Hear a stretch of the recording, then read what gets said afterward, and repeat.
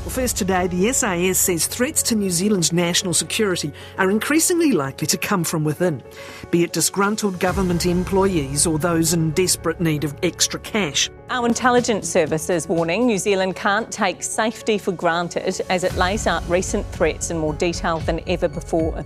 It says our security is increasingly affected by international conflicts and the threat of violent extremism. In the past, we thought we could rely on our geographical isolation to a reasonable extent to keep us safe from those sorts of threats. Obviously, that's no longer the case. Earlier this week, the Security Intelligence Service released its second annual Security Threat Environment Report. Kia ora, I'm Gwen McClure, and today on The Detail, what are the major threats facing New Zealand in 2024? How seriously should we be taking them? And who wants to spy on us anyway? I have Newsroom's National Affairs editor, Sam Sachdeva, with me to take us through the report. I asked him to start by breaking down the main threats. So there are a few different ones that they've gone into, leading off with foreign interference, which has been a concern for some time, or certainly the intelligence agencies have been speaking about that more frequently. There's an element that's on espionage, which is sort of related to that. A little bit on insider threats, which is, employees or someone inside a government organisation or a private sector organisation who might be co-opted by an outsider to, engage in harmful activity, whether that's intentional or unintentional. And then there's obviously discussion more broadly about violent extremism and terror threats. So quite a broad gamut of threats that are covered in the report. And they kind of distill that down into foreign interference and violent extremism. So let's talk about foreign interference first. What secrets do we have that other countries want? What could anyone want with a small country at the bottom of the world, right? It's people think that, and I understand that, but in reality, we are more influential and more important than we might think. New Zealand is a member of the Five Eyes Intelligence Alliance. We have strong relationships with the United States, the United Kingdom, others. We play quite a prominent role in the Pacific. So I think at that level, there would be an interest from foreign states in understanding what information we hold and what involvement we have in other diplomatic and security operations. But it's not just about the government and about government officials, it's also about the communities who live here. We've got a lot of different migrant populations, diaspora, who have moved to New Zealand and settled in here, and some foreign states, and this is discussed in the report, are quite interested in monitoring their people, as they see it, who are living overseas, and in some cases trying to control or suppress expressions or speech that they feel is harmful to their interests. So it's also about the minority communities who live in New Zealand and the way that they are perceived as a threat by some foreign states. Do you think that we are seen as the weakest link in Five Eyes and kind of the easiest way into these global network secrets? That's been a long-running critique of New Zealand, right? That we don't pull our weight and that we are the weak link, as you put it. I'm not sure how true it is. I think certainly when you talk to various foreign ambassadors or diplomats or officials who visit, there have been a few who have come from the United States over the years and Australia and others, and they say, well, no, actually New Zealand does contribute in other areas that perhaps aren't as visible. We do a lot in the Pacific, and I think that's appreciated. But certainly if you compare us to the likes of the US or the UK or Australia, I don't think we've got the same sort of size or depth of security infrastructure. So probably if you are, China or Russia or any of the other states that might have an interest in learning about what Five Eyes are doing, you may well come to New Zealand before you try, one of the other partners. Well, and that brings me to my next question, which is who is spying on us? Yeah, the report is pretty candid in that regard. We've seen that happening over the last few years. This isn't a sudden thing. This is the second version of this report. And the report that came out last year named, I think, China, Russia and Iran as three countries of concern, and that's sort of been reiterated this year. But it is a bit of a shift. Like if you go back maybe a decade, I think there was a real reluctance to talk in any detail about, which countries are involved, what are the threats here. But I think the report talks about China, the People's Republic of China, as sort of a complex security actor, that they have these sort of complex and deceptive front organisations that are that are deployed in New Zealand to sort of try and influence communities or interfere in domestic issues. So it's certainly relatively frank in naming some of the primary culprits, if not necessarily all of them. You kind of mentioned that that's changed in the last wee while. What else has changed in terms of the way that spying is done? What does spying actually look like in 2024? Well, obviously, as is the case with most of our activities, a lot more of it takes place online. There was a big kerfuffle or a bit of publicity from the GCSB a few years ago, I think, when they decommissioned their spy domes at Waihopai and said, we don't need this anymore. These spy domes at Waihopai, those big bubbles, you see them in photographs and TV footage all the time, they're being removed after, 30 years of service? That doesn't mean they're not spying. It just means they're spying through different means, sort of internet surveillance and other digital mechanisms allow you to do a lot of that stuff, so you don't need the sort of old-fashioned equipment. The Minister in charge of the intelligence agencies, including the GCSB, is Andrew Little. He joins us now. The amount of intelligence, usable intelligence that has been gathered from them is pretty minimal now. It's less than 1% of the intelligence that the GCSB collects. So, the internet has made it a bit easier or changed spying, but there is still a human element, and the report does talk about that. In Moscow, the rivers are bright in autumn. No, mate. You have the briefcase to swap? No, wrong bloke. What? Wrong bloke. You have not the briefcase to swap? No. You are not Red Fox? No. I'm sorry, I've made a mistake. I think there was one case where there was a politically connected individual who was approached by someone with a bogus business opportunity. So there's, and the idea was to sort of gain influence and sort of feed the messaging or get information from them. So there's still that human element at a lot of it, I think. That doesn't dissipate entirely, where it's sort of having someone here who can try and build these links and connections and use that to leverage it for their own gains. So you're talking about the case study where a foreign state manufactured a business opportunity in order to build long-term influence with a politically connected New Zealander. That's right, and what the SIS says is that the state concealed their role in that, so they didn't make clear that, hey, this is something that we're involved in, we're setting this up for you, as you would expect. That's what foreign interference is about, but it sort of shows that they're trying to reach into political parties, political organisations, and try and find some way in to gain information and also perhaps influence the discourse and the debate within those organisations. Another one that I thought was quite serious was an employee was lured by a targeted job advert on a professional networking site, which matched their skill set. They unknowingly signed an agreement to do contract work on behalf of a foreign state, and that was actually a government employee. Yes, yeah. So that is quite serious, right? But I can understand if you're in that position, you're at a government department, things are a little bit tough at the moment. We're all aware of the budget cutbacks and sort of pay freezes, or certainly it's harder to get pay rises. So you might look for opportunities at outside income, and it might seem fine on the surface, but actually if you dig into it, as the SIS did, and I think they've said in this case that they sort of communicated the risk to this person's employer, that there is a chance that it's being leveraged for nefarious means. And I think the report talks about that more generally, that in tough economic environments where people are perhaps struggling to make ends meet, they might be more willing to look at these sorts of unsolicited offers that come in and perhaps don't look at it as closely as they otherwise might. Yeah, and that's kind of that foreign influence trying to manipulate people, right? And that so government employees would be one target category there, but then you also mentioned migrant communities. So what's going on there? Yeah, so I think there's a specific reference to this in relation to China, where there's a large ethnic Chinese community in New Zealand, some who are first generation, some who have been around for longer.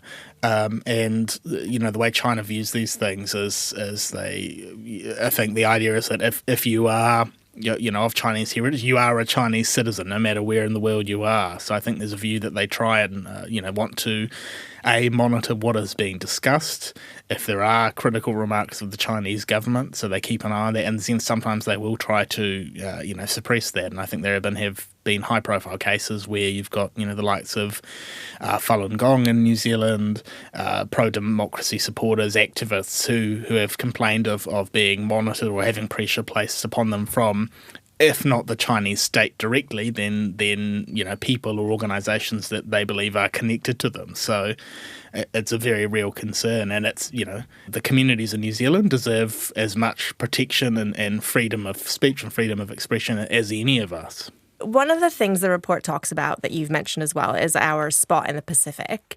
It says, quote, that we have a unique place and role in the Indo-Pacific that can make us vulnerable to activities of other states striving for influence and position.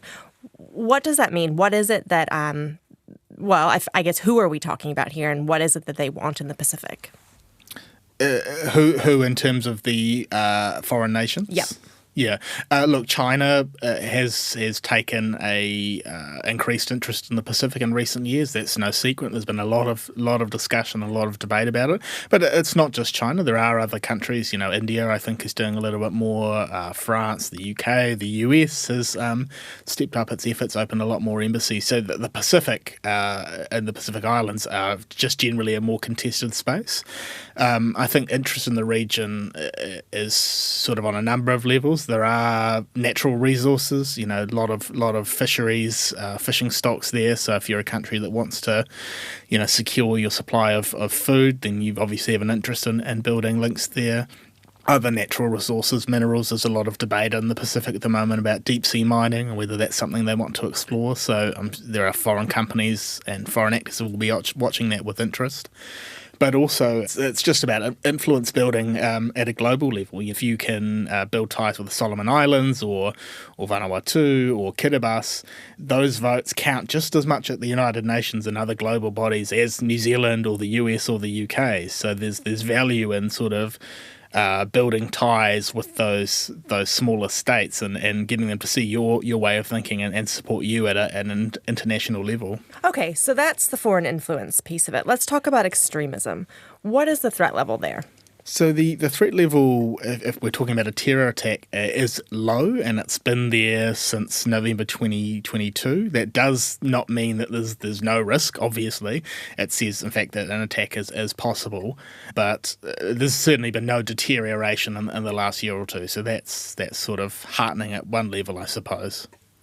Yeah, I mean, that said, they do call it a realistic possibility. So how do we kind of evaluate the balance there between it being low and also being a realistic possibility? Yeah, I mean, I guess it's vigilance is probably the watchword, right? And it's kind of hard. You don't want it to loom over you throughout your day as you go about things, thinking that something horrible could happen at any point.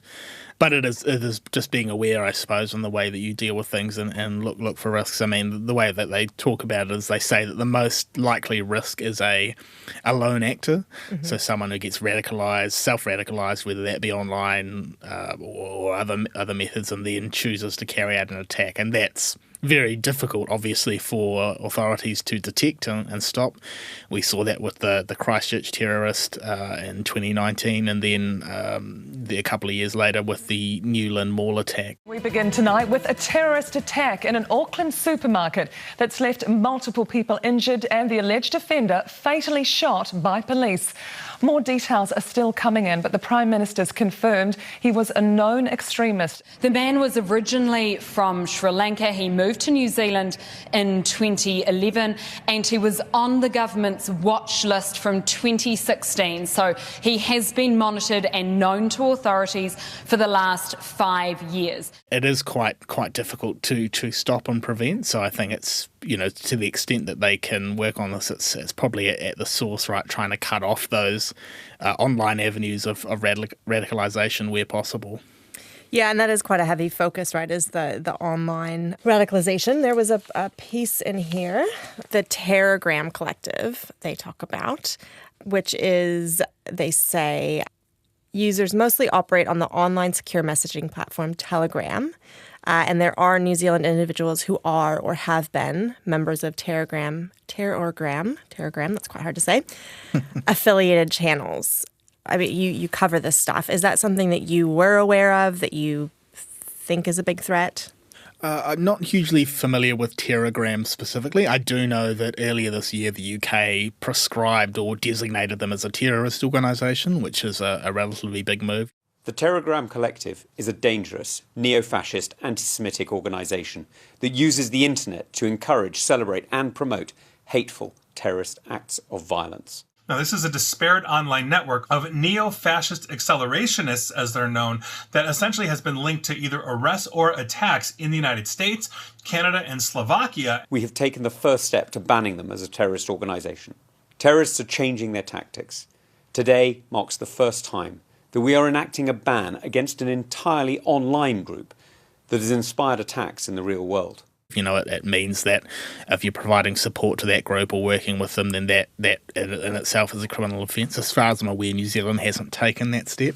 But certainly I think broader concerns about the likes of Telegram and other platforms providing a mechanism or an avenue for this kind of radicalisation and collective discussion, that's been well traversed for a long time. My colleague Mark Dalder has done a lot on the the far right in New Zealand and elsewhere, and what you tend to find is that they do link into a lot of these global groups. I think Action Zealandia is one that's been in the spotlight previously. So it's this is the pitfall, I suppose, of a much smaller world where everyone is linked to everyone online, is that you can find like-minded people quite easily. Yeah, so I guess not surprising in that way. Were there any of the threats or specific case studies in this report that were surprising to you? A lot of the case studies in here, as some experts have said to me, wouldn't necessarily be surprising to anyone who follows the space closely. For example, there's a reference to a Chinese language news outlet that appears to be taking direction from the Chinese government. Newsroom and others have covered a lot of the concerns in this space. What is different, I think, is that you've got an intelligence agency, a government agency that's willing to talk about it so openly and attribute their concerns in that space. So I think that's what sort of adds a level of seriousness or gravity to it, that it's not just news outlets or academics talking about it. You've actually got people who are very high up in government willing to talk about this on the record and lay it all out and say, yes, there are grounds for concern. Yeah, and you wrote a little bit about the expert reaction to this report. The takeaway basically was that they think transparency is really good, and it's good we're talking about this. Do you think it points to the fact that the SIS is taking security really seriously and doing enough?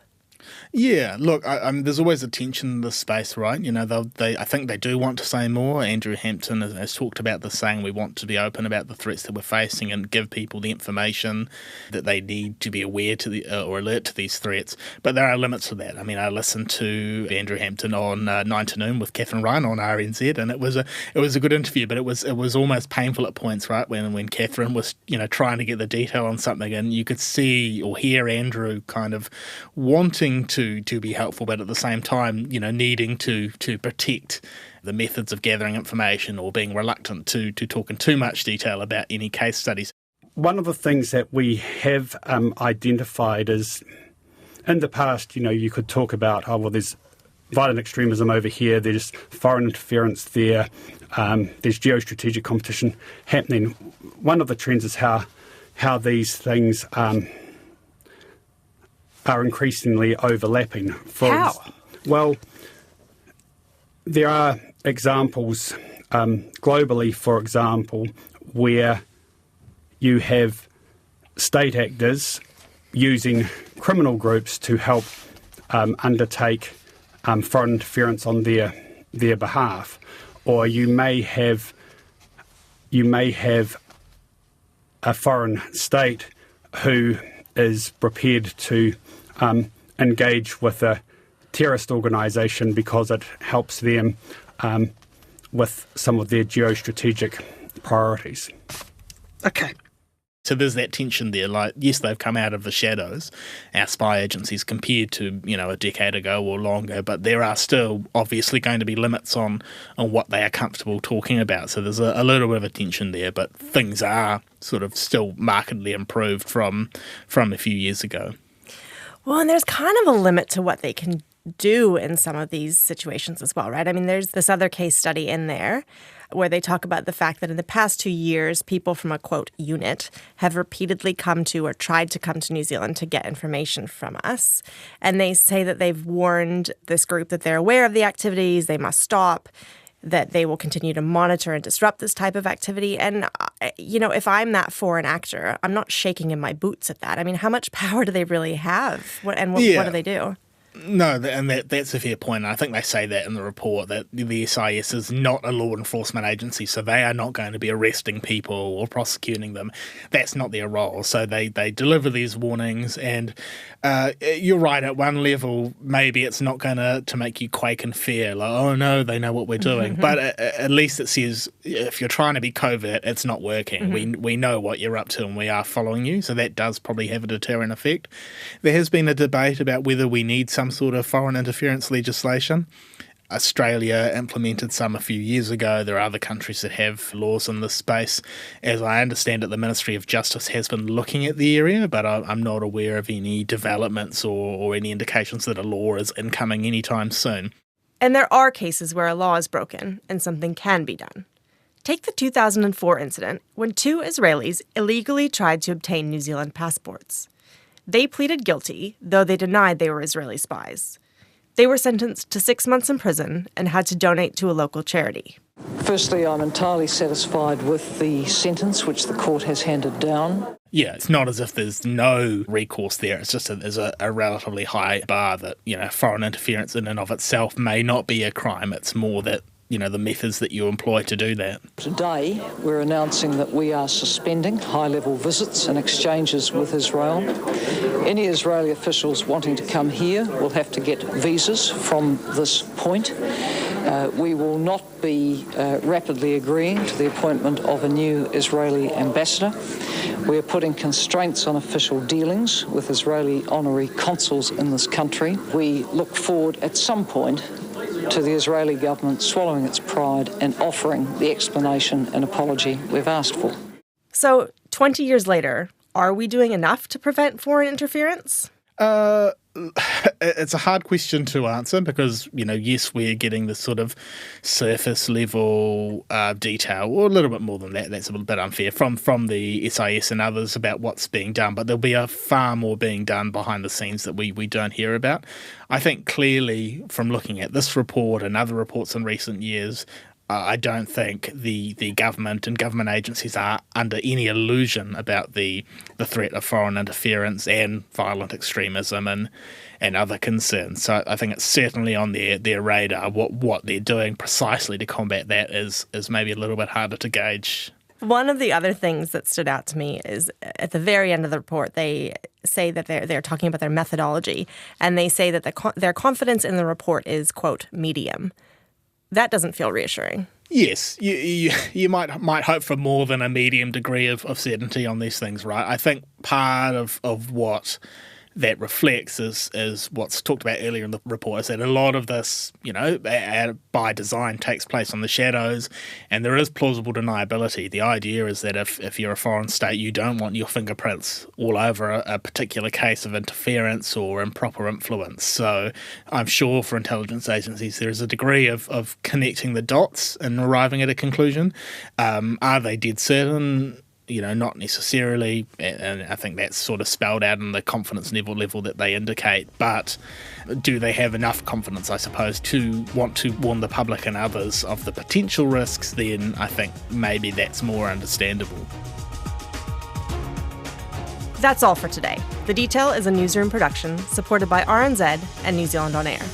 This episode was engineered by Phil Benge and produced by Alexia Russell and Davina Zimmer. Thanks to Sam Sachdeva. I'm Gwen McClure. Ka kite.